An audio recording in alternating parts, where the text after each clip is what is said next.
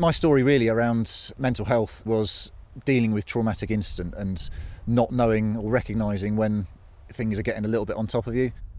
Working in the prison, used to deal with lots of incidents day to day. You don't necessarily recognise that it's a traumatic event. It almost becomes a drip feed of negativity, and before you know it, really, it's kind of got on top of you. Was there a moment when you began to think suicidal thoughts? There was a couple of large incidents that had gone on. For example, there was a big sit-down protest, which I ended up managing that, and I think it was just kind of a desperation to sort of think, well, I don't know what I'm doing here. I'm just feeling really rubbish all the time. The suicide rates amongst men are particularly bad. Yeah.